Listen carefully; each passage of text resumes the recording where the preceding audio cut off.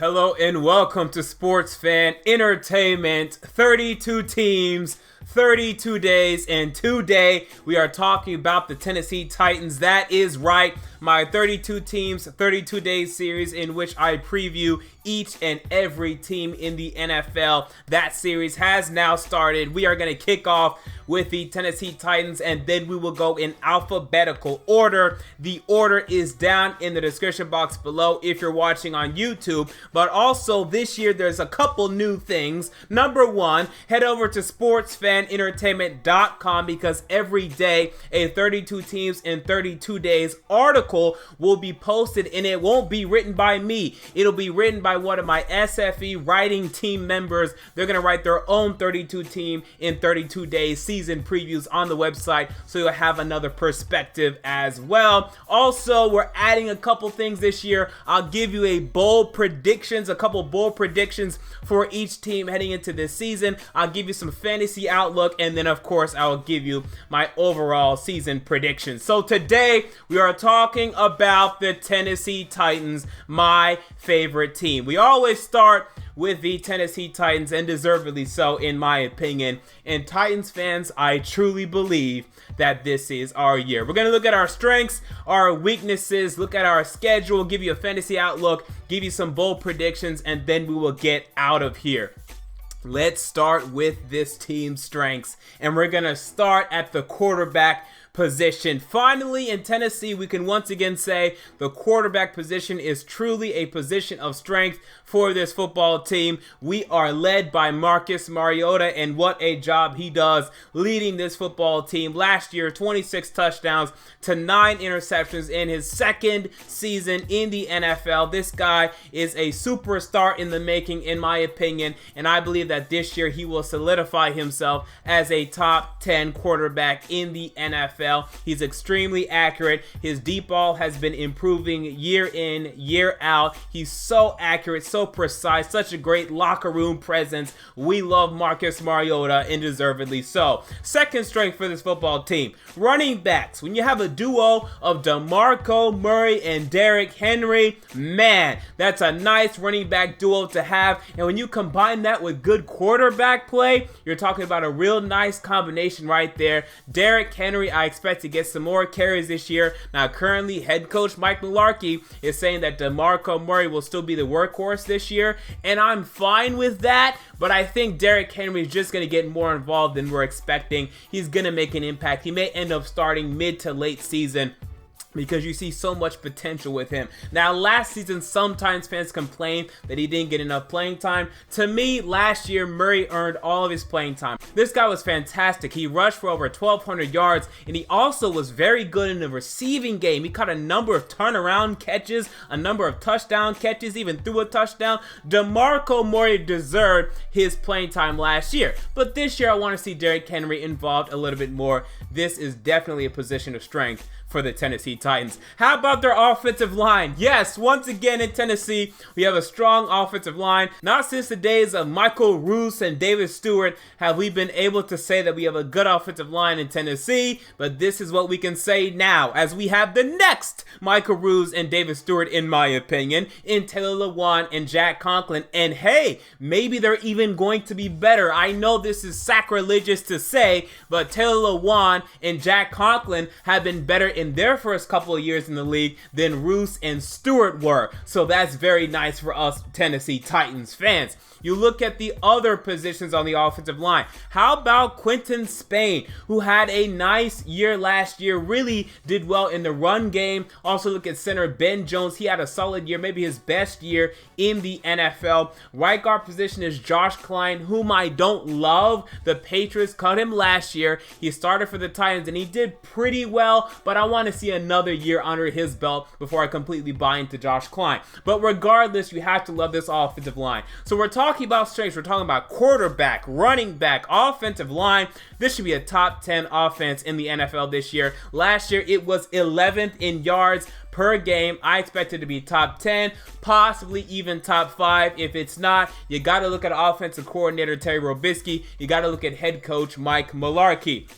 We move on to the weaknesses. I gotta go to the cornerbacks. Now, yes, they signed Logan Ryan in free agency from the New England Patriots, and I am a Logan Ryan fan. But they also drafted Adoree Jackson, and I understand he did very well at USC, and I put air quotes around that because he did allow about 8 touchdowns his last year at USC. He was targeted often at USC, and he struggled a lot in coverage to me, but he came down with about 6 interceptions, and because of that, he won the Best Defensive Back award in college. But I saw a lot of issues on film when starting Adoree Jackson with his technique, with his hips, and other cornerback traits like that. He needs to develop, and he really does well in zone coverage, but the Titans were 4th last year in terms of man coverage, playing man coverage the most. So will Adoree Jackson even fit with the Tennessee Titans? This is a concern for me moving forward.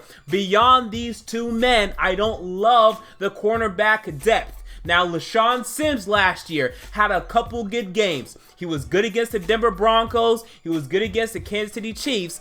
But other games, he struggled. They also have Kalen Reed, who was a 7th round pick last year. You know, he barely played, so it's tough to see what you have there. Outside of those guys, DeJon Smith and some other guys that haven't played, haven't done anything, don't inspire a lot of confidence out of me. The cornerbacks are still weak. Now, perhaps Adoree Jackson is very good. Perhaps Bryce McCain does well in the slot, and then this will be a good cornerback core, but I think this will certainly be the weakness of this team this year and maybe even moving forward. We look at the defensive line. Now, it's not bad, okay? But you do have Jurrell Casey, who's very good. But outside of him, I don't love the defensive line. Daquan Jones is all right. He's the other defensive end on this defensive line. They also have Carl Klug, who comes in, gets some nice pass rushes, and we all love Carl Klug, but he's a rotational guy. Outside of those guys, I don't love the defensive line. I want to love Austin Johnson, but he hasn't done much coming out of Penn State last year. We also signed Sylvester Williams from the Denver Broncos. As Broncos fans, this guy was a perennial disappointment year in, year out. They expected more from Sylvester, and he never did much. So I don't love the defensive line. I would have loved for the Titans to add a big defensive lineman in free agency like Calais Campbell or someone to really help fortify that front. But it's okay. So outside of those positions, there are positions that to me are neither strengths nor weaknesses. Look at the wide receivers. They could be really good, but for now, there's not a big top dog. I think Corey Davis could end up being that, but without having that top dog, I can't say you're a wide receiving core. There's no Antonio Brown, there's no Odell Beckham, there's no Julio Jones, there's no AJ Green. There's just not that top dog yet. Corey Davis, the 1st round pick out of Western Michigan, the 5th overall pick, he could end up being that, and I think he will. But for now, you have a bunch of guys that are good. You have Corey Davis, you have Eric Decker, you have Rashard Matthews. All of these guys are good. None of them are great. So let's see how this position develops. They also drafted Taywan Taylor in the 3rd round out of Western Kentucky. The linebackers, I like them. Brian Orakpo and Derek Morgan coming off the edge, but the depth at that position is not great. Linebackers in the middle, you look at Avery Williamson. I call him Average Williamson. He's very good at tackling running backs when they get past their offensive line, when they get past their defensive line. But 0 tackles for loss last year as a run-stuffing middle linebacker, I really don't love. Go diagnose a play and make a play on the ball behind the line of scrimmage. That's something every middle linebacker needs to do in this league, especially a run-stuffing linebacker like Avery Williamson.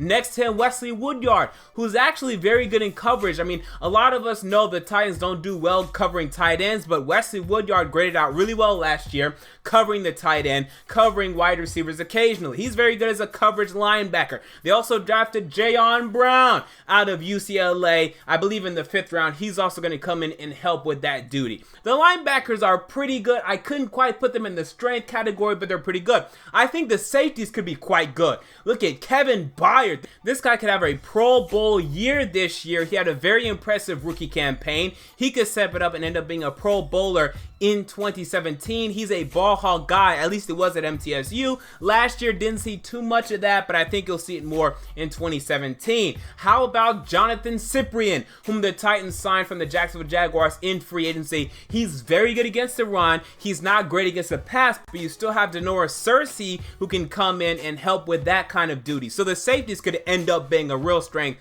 for this football team, and that's nice to have, knowing that the cornerbacks will probably be the weakness for this football team. Tight ends could be a strength. Delaney Walker you still have, he's very good. The depth behind him though is a question mark. Still have Philip Supernaw, he's alright. Jace Amaro didn't do anything for the Jets. Why will he do something for us? I just don't see it. They drafted Jonnu Smith in the 3rd round. This guy could be good. This guy could be something. Let's keep our eye on Jonnu Smith, the rookie this year. Alright, so outside of that, the roster is pretty good. Let's look at the schedule to try to figure out how the Titans will do this year. Now, I'm not going to go game by game because to me, we just can't really do that this early, saying win here, lost there, win here, lost there. No, let's look at chunks though. Let's start with the AFC South, where the Titans consistently struggle, man. The Titans consistently struggle in the AFC South. They were 2-4 last year. The year before that, I believe they were 1-5. They consistently struggle in the AFC South. I can't believe they lost to the Colts last year twice again. So we have to be honest here, Titans fans. Even though we're likely to make the playoffs this year, we're still probably going to struggle in the AFC South. I was going 3-3, splitting with each and every team in the AFC South. And yes, that includes the Jacksonville Jaguars, who, yes, they're not great, but they are improving, and they're always going to beat us once. I don't know why. That's the way God wants it, so that's what's just going to happen. We look at the Colts again. I think we'll finally beat them. We've never beaten the Andrew Luck Colts. I think this is the year, and I think we'll beat the Texans too. But even saying we're going to go 3-3 is a stretch, because again, we have just not performed well in the AFC South for whatever reason. There is a dark cloud over this franchise in the AFC South. Outside of the AFC South, the Titans go up against the AFC North, okay, and this could be really favorable for us. Now, we're going up against the Steelers on a Monday Night Football game in Pittsburgh. You talk about a big-time matchup there. If we could win that game, we would be put on the map, presuming we have a good record at that point, as a Super Bowl or AFC contender. Let's say we're heading into that game. I'm not sure what week that game is, but let's say we're 6-3. We beat them. We're 7-3. We beat the Steelers, who at that point could be like 8-2 or something. That could be a really nice win for the Tennessee Titans. So AFC North, you still have the Ravens and the Bengals, who to me are a little worse than us, but they're very dangerous because they're only just a little worse than us. So I'm very afraid of those teams. And then you have the Browns, who stink. Okay, so to me, I look at a 3-1 possibility against AFC North, 2-2 if we disappoint, 4-0 if we do really well. How about the NFC West, whom the Titans also go up against? I look at that division and I say, hey, we could again go 3-1 against the NFC West. You look at the Seattle Seahawks. They come to Nashville in week 3, and the Seahawks tend to struggle on the road early in the season in these hot weather games. They lost to the Chargers a couple years ago. They also have some other losses to like the Rams last year. They struggle early in the season in these hot weather climates. I think we could take advantage of this and beat the Seahawks in that matchup, but it will be tough. It'll be very, very tough. You look at the Cardinals. It's later in the season, and it's in Arizona. I'm not sure how good the Cardinals are going to be this season, but I kind of like our chances there. And then the Rams and the 49ers, come on. They're the Rams and the 49ers. I think 3-1 or even 4-0 is very possible against that division. And then the two other matchups against the Raiders and the Dolphins, those teams finished concurrently with us in the division. We finished second and they finished second in their respective divisions. Raiders week 1, hosting them. I like our chances. It'll be tough, but I like our chances. And at Miami, it will be tough. Okay, Miami made the playoffs last year. They're a different team under Adam Gase. To me, that game is 50-50. We'll see how it goes. So, with that said, let's give a fantasy outlook for this football team. Now, let me tell you this. Draft Marcus Mariota if you can, because this could be the year he absolutely pops off. I have him down for 4,050 passing yards, 32 passing touchdowns, 10 interceptions, 400 rushing yards, and 3 rushing touchdowns. Those would be great stats for any fantasy owner. Now, outside of him, I'm going to try to avoid Tennessee Titans players. Even though I love the outlook of this team winning-wise and record-wise this season, I'm going to stay away. You look at the running back position, DeMarco Murray. You can get him and he'll do well for you early, but I'm really afraid Derrick Henry is going to end up taking his starting job middle or late of the season when you're going to the playoffs, and that scares the hell out of me. I'd probably rather invest in a running back like LaShawn McCoy, who would be taken near DeMarco Murray over DeMarco Murray, because to me that's a better investment than DeMarco Murray. So I have him down for 220 carries, 990 yards, 6 touchdowns, so under 1,000 yards. If you're okay with that, then take him. How about wide receivers? Now, I went with one wide receiver that I wanted to project, and that was Corey Davis. Again, I'm warning you, I think I'm going to stay away from these wide receivers because there's a lot of them. Rashard Matthews, Corey Davis, Eric Decker, Taywan Taylor, Tajay Sharp, who, by the way, may not make the roster. That's what I'm reading lately. I'm staying away because Marcus Mariota is not a guy that loves to force the ball to one guy like a Phillip Rivers would do, or Eli Manning would do, or even a Matt Ryan would do. He likes to disperse the ball. He just likes to throw to whoever's open. So with that in mind, I'm not sure any of these wide receivers are going to break 1,000 yards. I'm not even sure they're going to break 900. I'm not sure. They probably will, one of them, but I'm not sure. I have Corey Davis with 60 catches, 820 yards, and 4 touchdowns. And I recently read a report by Jim White, who covers the Titans for Titans.com, that he believes Taywan Taylor, the 3rd round draft pick, will outproduce Corey Davis this season. Now, I'm not buying into that. It just doesn't make sense. But look out for that, okay? So I'm not taking Titans wide receivers until late in my fantasy drafts, and I would advise the same for you. 3 bold predictions for the Titans this season. Number 1, I already talked about this in another video, but I'll say it again. The Titans win the AFC South. The Houston Texans, to me, are not that impressive with quarterback Deshaun Watson. Their offense, it's going to be all right. Their defense will still be very good, but I don't think their offense will be good enough. Now that the AFC South as a whole has improved, I think they're going to struggle a little bit more than they did last season. Indianapolis Colts, they're our biggest competitor to me. When you have Andrew Luck, man, let's face it, Titans fans, that guy's good, okay? He led the damn Colts to the playoffs his rookie year with a pretty bad roster. He's turned T.Y. Hilton into a top 10 wide receiver. Andrew Luck's pretty freaking good. Okay, so that's the team I'm afraid of, but right now, Andrew Luck isn't playing. He's currently nursing an injury in the offseason, and the Jaguars, they will be improved, Titans fans. I'm telling you right now, the Jaguars will be improved, but they're not ready to win the AFC South. I like the Titans to win the AFC South. Bold prediction number 2. I like the Titans to win a playoff game. I think they go to the playoffs. I think they win in the first round, if they're playing in the first round, hopefully or not. But even if they're not, I have them winning a playoff game for the first time since I don't even know when. Okay, maybe 2003. My God. But that's what I have happening. And number 3, Marcus Mariota creeps into the MVP conversation. Now, I don't think he's going to win it, but I think he will creep into that conversation. So, with all this in mind, what is my season prediction for the Tennessee Titans this season? Best case scenario, 13-3. I know it's shocking. I know, MJ, you're biased. You're being ridiculous. They could do it. Hell, the Dallas Cowboys last season with Ezekiel Elliott and Dak Prescott, they won 13 games. Don't tell me this team with Marcus Mariota, DeMarco Murray, Derrick Henry, Brian Orakpo, Jarrell Casey, Taylor Lewan, Jack Conklin, I can go on and on, cannot do it. They can. It just depends on the coaching. Can the coaching get them there? And they have to be healthy. Because I didn't talk about this earlier, but I don't love the depth on this football team outside of the running back position, the wide receivers, and that's pretty much it. I don't love the linebacker depth. I don't love the cornerback depth. I don't love the quarterback depth. I don't love the offensive line depth. I don't love it. I don't love it. So look out for that. Worst case scenario, assuming they're healthy, they could disappoint. They could struggle early and end up falling a little lower than they could catch up, and they could struggle more than we think they will. They're just not ready, and to me, they go 9-7. At worst, they're going to match their record from last season if they're healthy. If they're not healthy, if Mariota goes down, they could go 4-12, honestly. But if they're healthy, I say 9-7.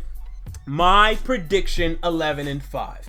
I know it seems like a little much, but to me, there's no reason why this team cannot be the Oakland Raiders of last season. There's no reason to me. In fact, to me, you may have better quarterback play in Marcus Mariota in his third year, being just as good, if not better, than Derek Carr in his third year. To me, you're going to have better defensive play than the Raiders were last season. The coaching is to be determined. Here's the funny thing about this Mike Mularkey thing. I've already seen people tweet, if Mike Mularkey and the Titans do not go to the playoffs this season, Mike Mularkey deserves to be fired. And to me, I don't think he deserves it, but he may get it anyway. Because the funny thing is, when they hired this guy, they made a mistake only in that if he was going to struggle this season, or if he struggles this season, he's going to be the scapegoat. If we hired Josh McDaniels, and Josh McDaniels took us from 3-13 to 9-7, and then this year went 9-7 again, people would be like, we still love Josh McDaniels because look what he did last year.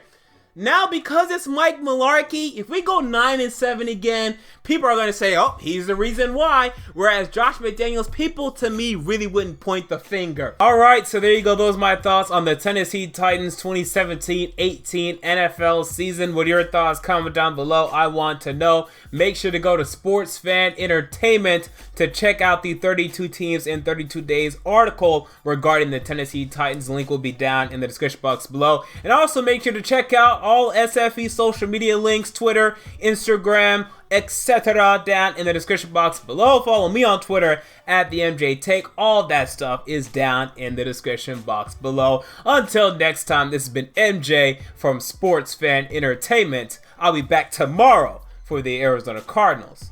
And I'm out. See you all later.